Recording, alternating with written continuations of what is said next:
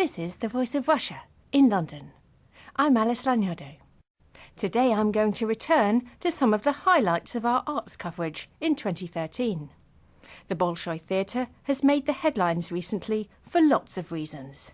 The attack on its artistic director Sergei Filin in early 2013 was a shock to the ballet world. Filin is still recovering from the acid attack on him, and he's undergone over 20 operations. But the Bolshoi, according to impresario Lilian Hochhauser, has always been an explosive company. I interviewed Lilian for our regular culture programme, Curtain Up. This is the Voice of Russia in London. I'm Alice Lagnado. Welcome to Curtain Up, our programme about Russian culture in the capital.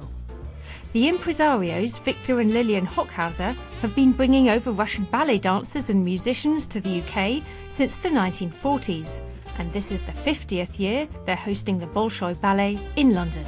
While the ballet is still one of the world's very best, the theatre has been mired in controversy since the beginning of the year, when its artistic director, Sergei Filin, suffered a shocking acid attack. The assault was followed by a series of public arguments involving top Bolshoi staff, culminating in the resignation of its general director Anatoly Aksanov earlier this month. I visited Lilian Hochhauser, now 86, at her home in Hampstead to find out her views on the theatre, as well as the story of her own star-studded career. Lilian told me how she managed to get the biggest names in the Russian arts world to Britain while bringing up 4 children, often with a baby in one hand and a telephone in the other. I began by asking Lilian why, in her view, there have been so many problems at the Bolshoi Theatre in recent times. It's always been a fairly explosive company in the sense that there's always a lot of high feelings around. I mean, there was this revolt against Grigorovich that took place, and so they never hid their feelings, if you like. But of course, this is exceptional. Nothing like this ever was envisaged or happened before. Hopefully, it will stop. I'm sure it will. But the most incredible thing is that nothing affects the dancing. The Mariinsky have also had their internal problems, but they're rather quieter. They're calm. These are excitable people, the Bolshoi.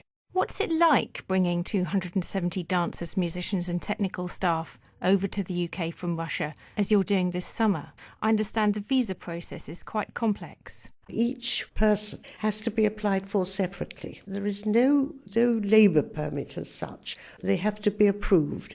The visa itself takes 4 weeks, during which time each person has to go and be fingerprinted and fill in a form 13 pages long. And then it takes 4 weeks after that to get the visa. So it is a major and massive, and on top of everything else, it costs about £230 per person. Have the rules become more difficult lately? Yes, they changed to this system I think it was about 3 years ago, and I think it took us about a year to understand what we were supposed to do. We have to employ 2 people just working on the visa question. Do you, as somebody who brings over artists so often and in such large numbers, do you try to talk to... There have been representations made. There is an association that brought together various people. I think we possibly are bringing the most people. But they tried very hard and got nowhere. Is it partly because, is there a similar regime for British artists going to Russia? I don't think it's quite as difficult. I'm not sure. We used to grumble in the old days because the Russian bureaucracy or the Soviet bureaucracy was so awful. We'd say, oh, no, it's so easy now. And now I'm afraid the position is reversed. So how did you make your first steps in the business of bringing artists to the UK? I understand that it all started with Sunday afternoon concerts after the war. Actually, I have to say that was started by Victor in 1946, I think. I met him 2 years later when we married 2 years later. He had been asked to mount a charity concert, actually, and it was such a huge success And he decided that that was for him. And when I met him, I thought, right, that's for me too, you know. We've worked together ever since. And is it ever tricky working with your husband so closely? Oh, well, all marriages are tricky, aren't they? This year marks 50 years since you first brought the Bolshoi Ballet to Britain, but the first Russian ballet company you hosted here was the Mariinsky, then known as the Kirov, who came in 1961. On their way to London, they performed in Paris, where Rudolf Nureyev famously defected to the West. How did that affect your first Kirov tour to England? When my husband and I went to meet them, we were very excited. This was our first presentation at the Royal Opera House in Covent Garden. To bring the Mariinsky, or as you say, the Kirov in those days, the Kirov to Covent Garden was really the most wonderful thing we could think of. And we got to the airport with our flowers and excitement, and what did we see but long faces. And of course, because Rudolf had defected in Paris an hour before. We had to do a great deal of reorganisation of the repertoire. In fact, strangely enough, because of that, Makarova got her first opportunity at the age of 18 to dance because of the way we had to rearrange all the roles and so on. As far as Rudolf was concerned, of course, we could not work with him because his name was not only anathema, it was not even acknowledged. In fact, many, many years later, we did work with Rudolf. What was he like to work with when you got to know him? First of all, Rudolf was the greatest ever. I have to say that, because he was not only a most fantastic dancer, but he was extremely clever. He had stamina to the amount that he was able to dance every night during a 7-week season. Every night without cancelling. I think once in 12 years he cancelled maybe once because he had a bad foot. Every year. They varied. Sometimes they were 7-week seasons, sometimes 6 weeks, never less than 4 weeks. And he always danced night after night. How did I find him? Difficult, extremely difficult. Very short-tempered, very difficult to understand. He had an extremely foreign accent, and usually you would be talking to him about important matters while he was at the bar practicing. So between all that movement and his accent, you had to try to understand, because he wasn't very patient, you see. You had to know what was in his mind, but he was a genius. People have been talking lately about new Nureyevs, including Ivan Vasiliev, who's coming with the Bolshoi, or Sergei Filin. But is there really anyone around today to match him? It's very difficult to predict how they're going to progress, although as Rudolf was actually there almost at the age of 24. I saw Filin 2 nights ago, and I thought he was quite wonderful. Vasiliev, of course, is marvellous. It's very difficult to be Nureyev. I'm not sure whether anybody can be Nureyev again. What about your work with the great cellist, Rostropovich? Rostropovich, whom we brought to this country for the first time in 1956, a totally unknown musician. He appeared to a hall that was very far from full, but only on that time. By the time he came back, perhaps 2 years later, he was already known as a very great cellist. He left in 1974, and he came later with his family, with Galina and his children, and he lived with us for a year, almost a year. That was not appreciated in Moscow, and they decided that the time had come after 25 years, because we started working with them in 1953. They decided that they didn't want to work with us anymore. Actually, that's when we started working with Nureyev. It didn't work out too badly. How did you restore those contacts? I mean, what happened all those years? I had to wait for perestroika. And so in 1991, I went back to Moscow after a long period to see what was what. A lot of the artists had left. David Oistrakh had died. Rostropovich, of course, was here. So my very great and admired artist and friend was Sviatoslav Richter. And I could not wait to invite him back again to London. So we both went, Victor and I, we went back to Moscow to try to recover some of our old associates. Of course, a lot had changed and things were changing very fast. But we did then bring the Mariinsky back again in 1990. I should know, shouldn't I? But it was in the middle of the 90s. And then we brought the Bolshoi in the 90s as well. But they went to the Colosseum then. It was only in 2000, with the rebuilt Royal Opera House, that we have been working every summer. And every other year we have brought, well, every year more or less, because it alternates between the Bolshoi and the Mariinsky. Going back to that first ballet tour, what were the dancers and the musicians' reactions when they first landed in the UK? Was it very striking seeing them react to being in the West? Of course, it was exciting, extremely exciting for British audiences, because everything had been a closed book before then. Nobody had seen, heard from 53 onwards. And when they started coming to the West, it was very exciting for them. They were rather restrained, of course, because they had a lot of people watching them. Not to put too fine a point on it. At the beginning, they moved around en masse and they were taken on outings together on a coach and so on. And people were very careful. But we made some very close friends from those days. And that was your first big ballet tour to the UK. Did anything surprise you about working with a huge ballet company? It wasn't our first work with ballet. In the 50s, we worked with a very famous British dancer called Anton Dolin and Markova, who was a very, very well-known British ballerina. She had danced with the Ballet Russe and the Aguilev, Svetlana Beryosova, Freddie Franklin, all sorts of wonderful dancers that we actually presented. In fact, I think, were the first to think of so-called ballet for the masses. We had worked, rather, but never, of course, with a massive company like the Bolshoi. I think the excitement was so great that it had a momentum of its own, that we all worked together with such gusto, and it was so exciting. I don't remember finding any difficulties at all. I just did it.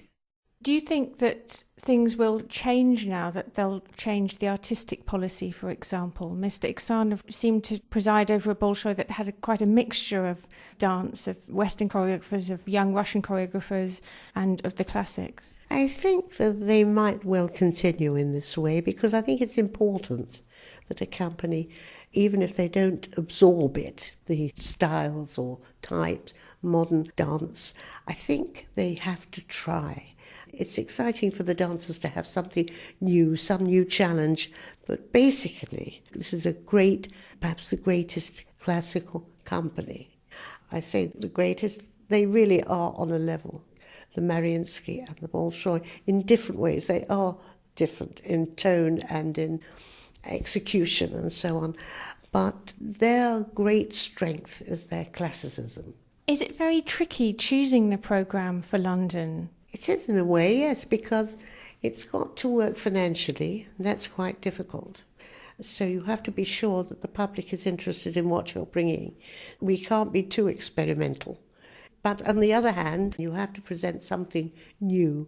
We try to bring, let's say, a new ballet or one that has never been seen before here, always when we have a season.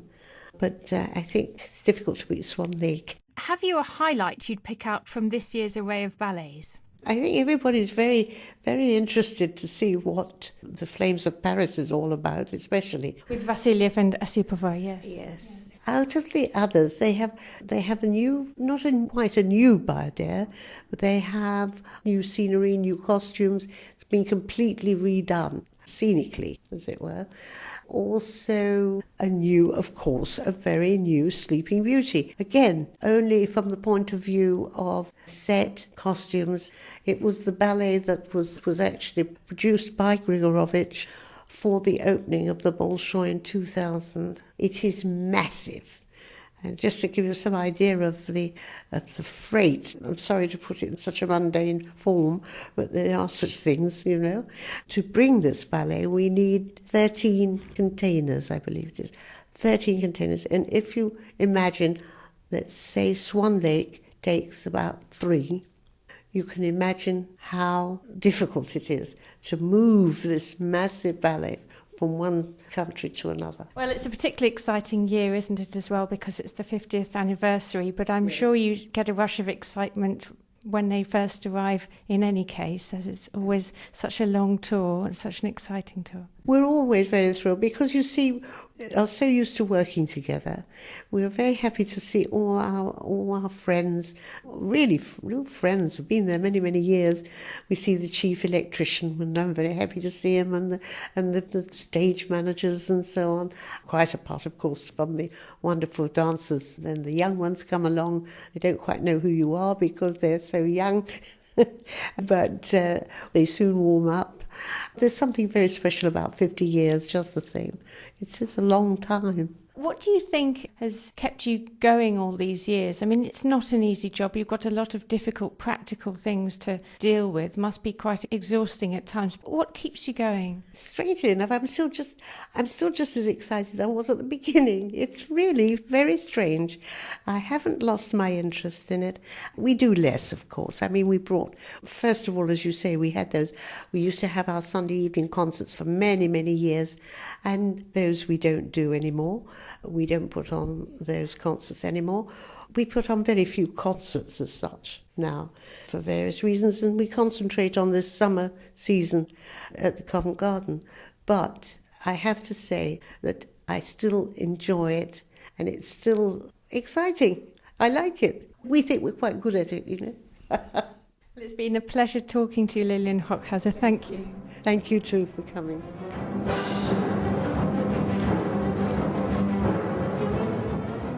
Lilian Hochhauser. This is the Voice of Russia in London. The attack on Sergei Filin was deeply upsetting for the Bolshoi dancers, who had to bravely carry on despite the news. In March, I talked to some of the theatre's ballerinas in London about the attack. Dancers at the Bolshoi Theatre in Moscow have expressed their sadness at the ongoing controversy surrounding their artistic home. On a recent visit to London for a ballet gala, dancers said that they're still in a state of shock following the acid attack in mid-January on their artistic director, Sergei Filin. Filin is in hospital in Germany, where he's undergoing operations to save his eyesight, while a Bolshoi dancer, Pavel Dmitrichenko, has confessed to organising the attack. Ekaterina Krisanova, a principal dancer with the Bolshoi, spoke to me in a break during rehearsals. Right now we are in a very difficult situation, all of us, the artists and the management. And the most important thing for us to do right now is to unite and to stick together as a collective. We have just performed Balanchine's Jewels, and my partner Dmitry Gudanov and I had to perform a number of parts of the ballet, the rubies and the diamonds. Plus Dmitry was also in the emeralds, and this was incredible pressure. However, the most important thing for us was to keep the quality of the performance at a high level. It is very difficult for us to be without Sergei Yurievich, but we are holding on because it motivates us even further, as we really would not want to upset and disappoint him. Ekaterina Krisanova there. Yevgenia Oprasova is also a principal dancer with the company. I asked her what the atmosphere was like at the daily ballet class attended by all dancers at the theatre. The atmosphere is different because there is a lot of things which make people nervous, because everybody is really nervous about our director, who is not really good, and he is in hospital now. This is awful thing, and this is terrible thing, and I cannot comment it more.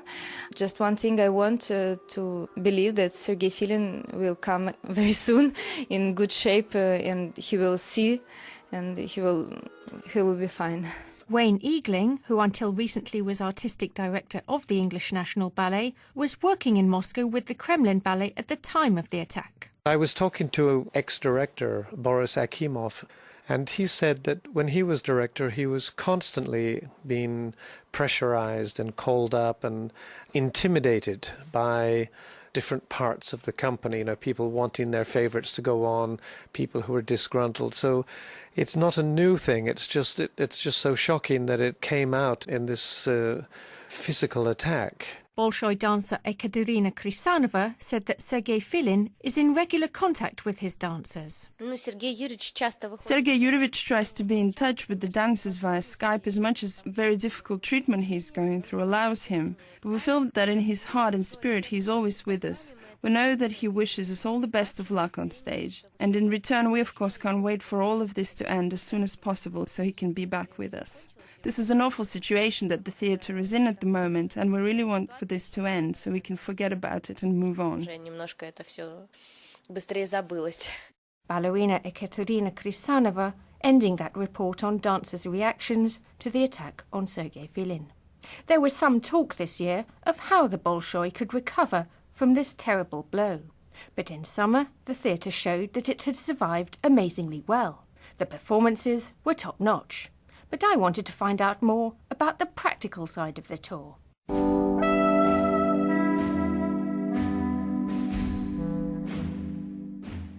The Bolshoi Ballet has begun its 3-week residency at the Royal Opera House. They've been received well, with no sign of flagging after a spate of recent scandals. But what many people don't realise is that the glamorous ballerinas gliding along the stage are only half of the story. Behind the scenes, a small army of people make the show happen. I went backstage at Covent Garden to meet some of these unsung heroes. We've done 7 trucks, unloaded 7 trucks just for Sleeping Beauty, and we've got another 4. That includes costumes and stuff like that. You put this on a stage and there's not going to be much room left to do anything else. Bolshoi means big in English, and the theatre lives up to the name. Martin Taylor, a technical interpreter for the Bolshoi, started working for the Russian ballet in 1985. Shortly after graduating from university, he was asked to interpret for the Kirov Ballet, now the Mariinsky. He's made it his career and is now known in theatre circles for his impeccable knowledge of Russian, from technical jargon to street slang. I asked him to describe his day so far. Started at 8 o'clock. We did some technical work on stage for lighting, and then after that happened, I came to what's called the build area in the Opera House, where a lot of stuff gets unloaded and then it gets built, and that's what's happening now. They're building Sleeping Beauty.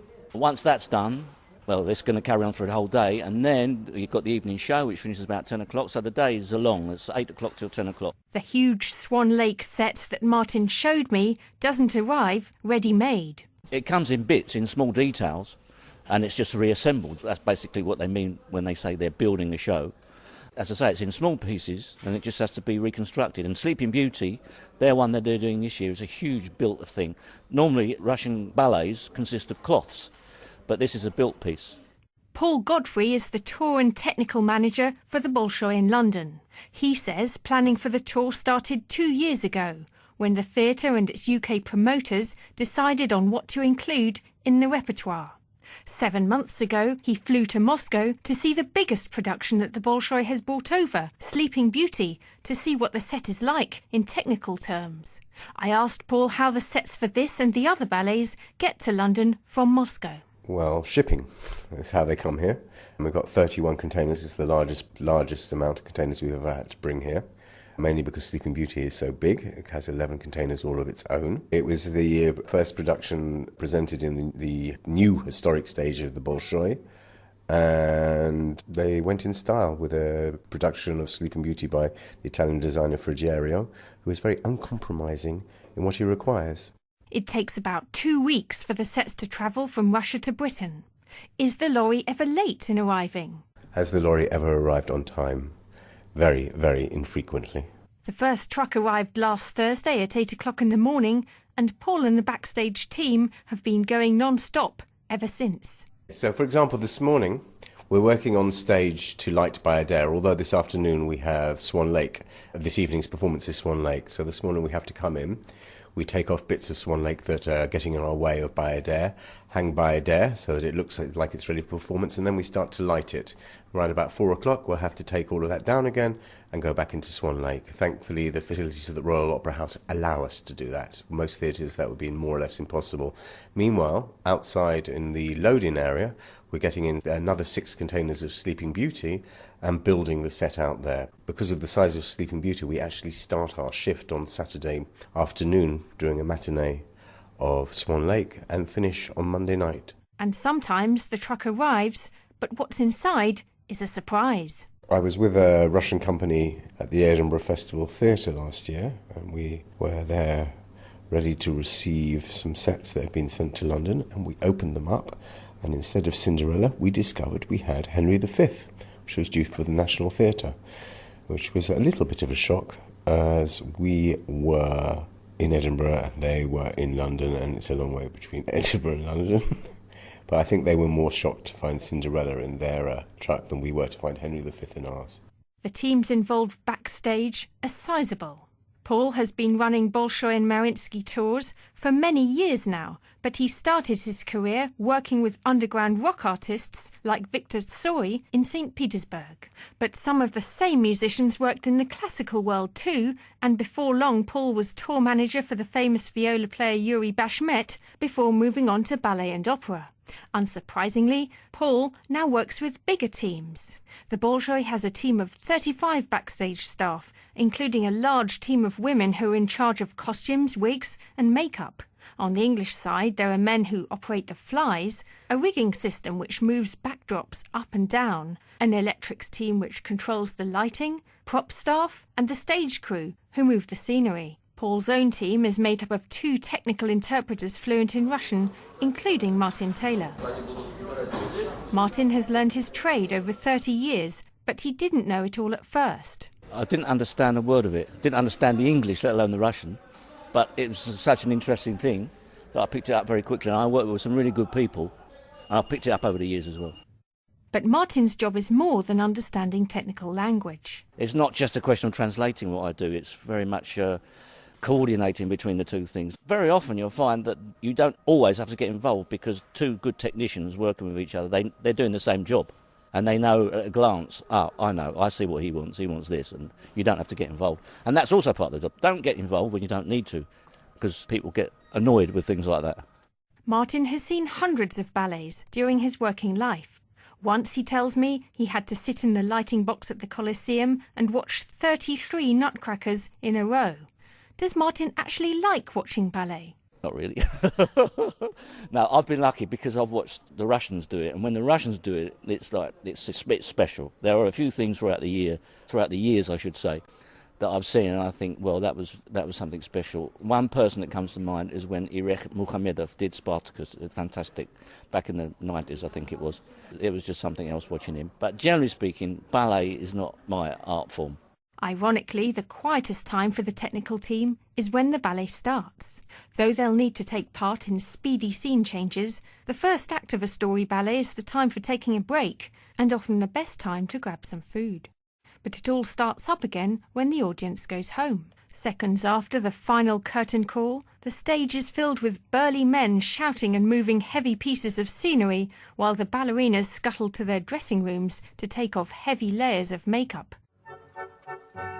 And then, the next day, it starts all over again.